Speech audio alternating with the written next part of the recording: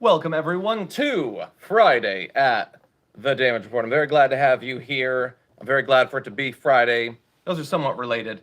But anyway, thank you for being here. We've got some news to talk about. It is Friday, so of course, we're going to be throwing away our garbage people of the week in short order. And so you can definitely look forward to that. There is still time to vote, by the way. If you want to go to the community tab on our YouTube page, you can go cast your vote. Oh, I do want to let you know, by the way, been experimenting with fun little stuff on social and everything. So what I did starting last week, and I'm going to do it today, is I'm going to be doing a quick run through of the 5 community garbage people of the week over on our social. So you can especially view that at the Damage Report on TikTok. If you want to go take a look at the last one and hit the like button, that wouldn't hurt at all. Anyway, we've got a lot of news to talk about, so why don't we jump into it, and then we can have a little bit of fun making fun of the priorities of Matt Walsh and others on the right. They think it is mean of you to not allow them to engage in more casual racism, which is really fun. Hey, Abstract, how's it going? Zeet says in a super chat, check out Bernie Sanders' live feed from yesterday's press conference about paid sick days for railroaders. Bonus, I provided a short speech. Batman to the rescue. Boy, I was nervous, but I got to meet Bernie. That's awesome. Would you be able to DM me a link to that? Thank you. Okay, quick run through of the numbers. Really no action going on when it comes on to COVID. We're pretty much been sitting at the same numbers for most of this week, and we lose about a half a cent off average gas prices. So that continues to move in the right direction, albeit very slowly. So that's a little bit frustrating. Would love to see some more movement on that. You know what I thought was interesting? One little bit of news. I don't know if you noticed this. So apparently there are text messages that have been leaked that show that Alex Jones had been working to get Andrew Tate onto Joe Rogan's podcast, which I'm going to keep it real. If you had told me that he had been on Joe Rogan's podcast once or 12 times, I would have bought it. Apparently, no. Apparently, it didn't work. Tate had texted him back in 2019. If you could drop Joe a text and recommend me for his podcast, I would appreciate it. I love that the thing about this is that Tate and Jones are just like talking. They're just like chit-chatting or whatever. Okay? Anyway, Rogan replied, yeah, he's been trying to get on my podcast for a while. I'm way overbooked right now. So they go back and forth or whatever. Unless it eventually happened, which it doesn't seem like it did, I would say that this is actually kind of to the credit of Joe Rogan, that maybe there are some people that he didn't feel like he needed to actually just hear about, you know? I mean, maybe they're doing terrible things, but whatever, let's give him a platform. Now, the way he presented it was that he's just overbooked, but that could also just be diplomatic. It could be that he thinks that Jones is trying to get him on there and he doesn't want to hurt his feelings or whatever, so he just says that he's overbooked. I don't know. Maybe he is overbooked. Who knows? But anyway, if Joe Rogan is going to continue to be influential or whatever, let's hope that at least he doesn't give his platform to some of the absolute worst people. I mean, he does, but let's hope that it doesn't continue, I suppose. Anyway. Okay, other news. There has been a 3-month strike. HarperCollins workers, apparently, now this is not finalized, but they believe that they have reached a deal with pay hikes. So there's this announcement on Twitter. You know, in theory, it's supposed to go through the process of getting voted on and everything, but it includes one-time $1,500 bonuses for all union members and increased minimum starting salaries, which are currently $45,000 per year. And they say, by the way, you know, the striking workers, not only is this supposed to help everyone who works at HarperCollins, there's lots of people obviously who do that, but they feel like this is going to help continue movement inside of publishing more broadly for unionization, better pay, and those sorts of things. So that's awesome. Good to see that. Moondragon, you said voted. Wait, are you in that union, or are you talking about voting on the garbage people? You never know. You never know. I'm curious.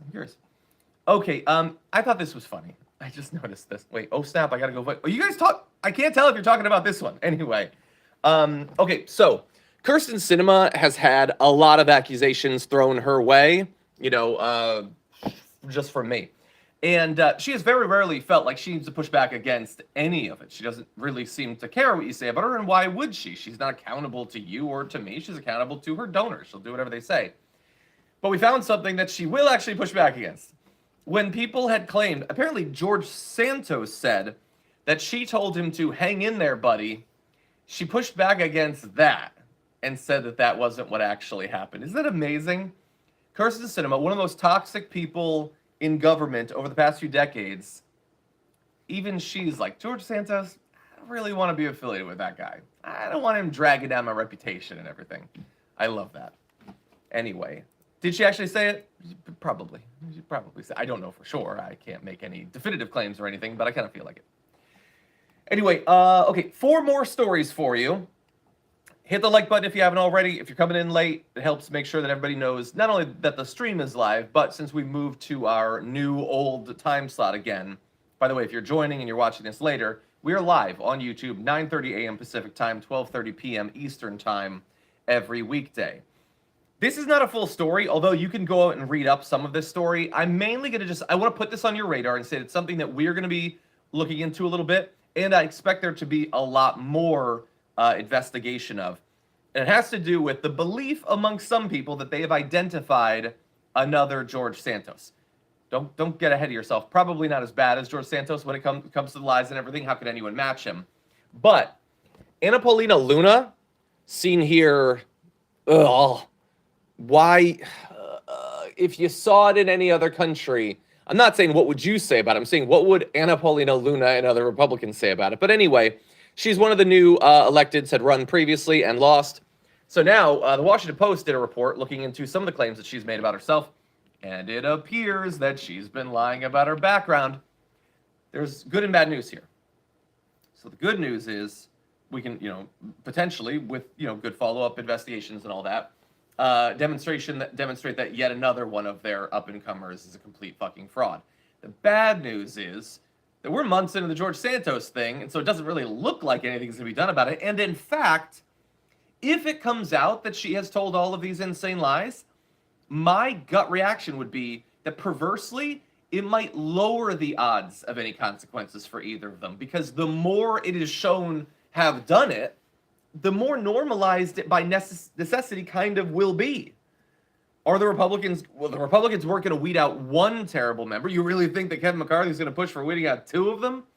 And honestly, it might inspire even more people to do this. If George Santos can do it, and maybe Anna Paulina Luna, remains to be seen, can do it, why can't more people just make up their background whole cloth, make up traumas and tragedies from their past, make up, heritages and all that? And so you can go look on the Washington Post to find out what they've already found about Anna Paulina Luna. We'll see what comes in the future. Anyway, Jan says, waiting for John to make up his mind about the Dragon Squad member cards. I like the idea. I don't have time to do the graphic design, but I do like the idea. Okay. Oh, we're running out of time. Really fast. Mark Levin says, I've been having trouble breathing with minimal exertion, and I'm starting to think it was the vaccine booster. I have a couple of thoughts about that. One, Mark Levin got vaxxed and boosted? Really? Hey, look at that. Levin, nice. I like it. But he's also demonizing them. So, was it the vaccine booster? Now, bear in mind, I am not a doctor. I am no more a doctor than he is. But I'm going to say, with full humility, no the fuck not, it wasn't. That's not what actually caused it. No. Mark Levin is, I'm going to guess, looking at his picture, 62 years old. Mark Levin does not strike me as the sort of person that really prioritizes jogging and yoga. He sits behind a desk and yells. And yelling is some cardio. I'm not going to say that it doesn't have any cardiovascular effect, but when you get older, it's harder to breathe without exertion. Like, your body isn't... I mean, I'm not anywhere near his age. It's happened to me already. Like, that's just what aging is. Trying to turn literally every normal day-to-day occurrence and turn it into a conspiracy seems needless to me. Anyway, I want to focus on this. So just briefly, because I think this is amazing in what it demonstrates about people. So Matt Walsh has decided to take a brief break from trying to drive trans kids to suicide to instead say, why exactly is it a negative stereotype that a lot of black people like chicken and waffles? And when I say that, look, the video is many minutes long. We're not watching that. He goes on and on and on about why aren't we allowed to make these stereotypes. Here's the thing. You could engage with this intellectually and explain to Matt Walsh why minimizing an entire group of millions and millions of people from a diverse range of backgrounds and origins in different parts of the world and lengths of time that they or their family and all that have been in the country. Condensing all of that down to, oh, you know them, they like these two foods, is purposefully oversimplifying, and I think you could make the case dehumanizing.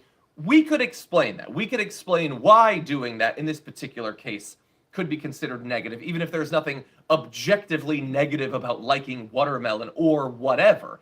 It's the idea that you don't need to consider Black or African American people to be unique individuals. They're just a list of stereotypes, and here's what they are, and that's all you need to know. That's what everyone is. We could make that case. We could explain it to him.